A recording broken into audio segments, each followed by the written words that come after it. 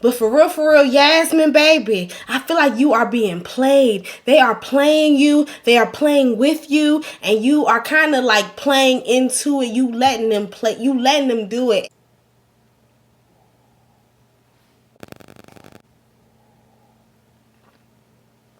I just need to warm up.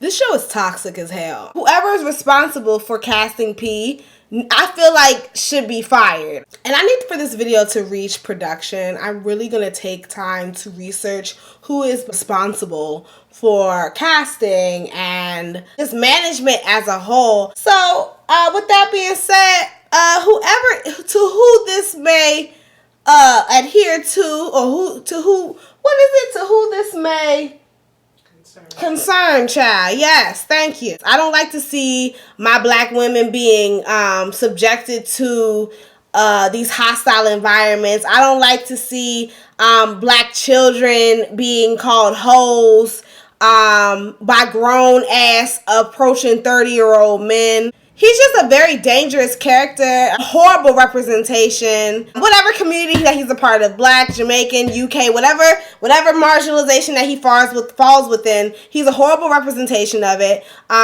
He's just disgusting, honestly. And that whole debacle with him and Yasmin, I said it on Twitter and I'll say it here. Yasmin wasn't wrong. You know, in any other circumstance, we all know it goes without saying that you should never talk about anybody's parent or anybody's deceased parent or relative.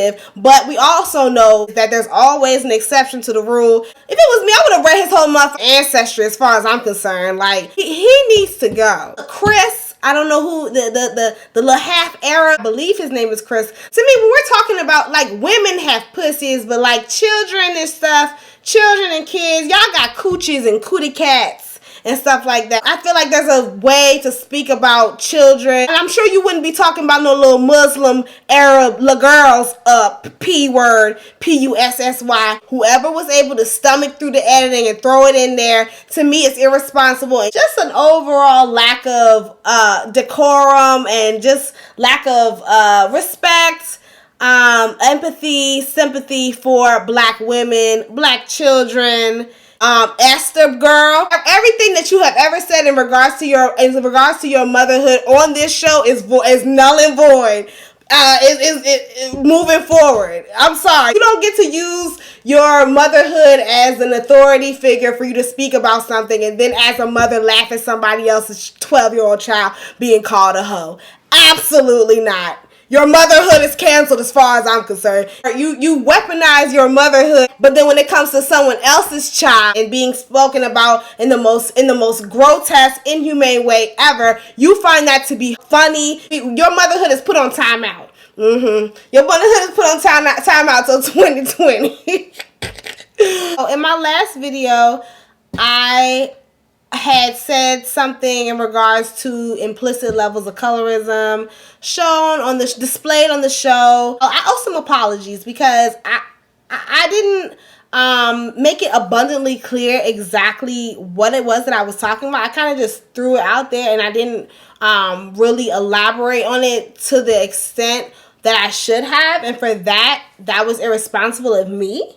And I will take ownership of that. What I should have made clear was who was responsible. It automatically goes back to production and casting. Ain't no backpedaling now. I said what I said, okay? Let's talk. Like, let's really get into it. We've all seen The Fresh Prince, My Wife and Kids. We all see how, you know, the light-skinned woman is portrayed or projected as, you know, desirable, while the ghetto dark-skinned woman is projected or portrayed as undesirable and of lower socioeconomics. Like, there's just certain little implications. When Catherine speaks, we look to her to be, you know, to say something somewhat profound. Another colorist implication, because it also seems like she's the one who's supposed to be like the intellect of the group. You know what I'm saying? Like, some, you know, not with the exception of maybe like Nina, the little ghetto black girl is always the butt of the joke. You know what I'm saying? Like,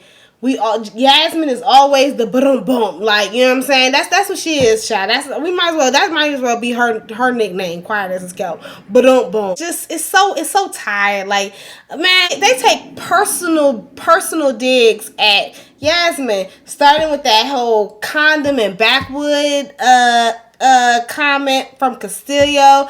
Shaden called this woman trash. I mean, granted, I think he was saying more of her politics were trash. Mark done called this woman some cheap meat.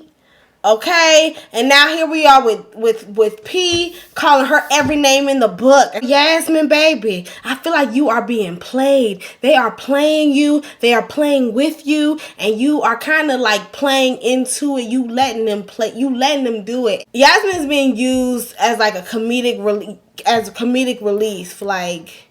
But they not laughing with her; they laughing at her. And what brings me to something that I found to be interesting. So after all of that, right? We the cast has seen Yasmin be disrespected to the utmost level. Then at the end, the person who they uplift is Catherine. Telling her how pretty she is and how buff she is. Catherine didn't say nothing all episode like she usually do. Quiet as kept, but when she do, everybody act like she's this profound Kantian philosopher, and then they fall. Then I'm not gonna lie, you're buff and you're this and you're that, and that's which is all true. Catherine is a beautiful girl. At 10 stones, or I don't even know what the stones is, but y'all, we all know it goes without saying that Catherine is beautiful. P is over here correlating her beauty to her being half white and her ancestors being in the house and all this other stuff. Like, come on. Like, to me, the jokes go way too far. It's like damn near abuse. Real quick, in terms of irresponsible casting, Lonnie. Because, we always talk about you last. Because you have so much going on. I really like you, Lonnie. I want you to stay on the show. I just want you to just be mindful and reflective of the things that you say. You go out your way to send messages to the youth, because young girls is out here watching this, and this is for my young girls out there, and this, that, and the third. And then in the same breath, you telling young girls that they need to go on and get their face fixed. You posting pictures of you getting lip fillers, and then the caption talking about how you wanted to get your lips, you wanted to get the Kylie Jenner. You are a black woman.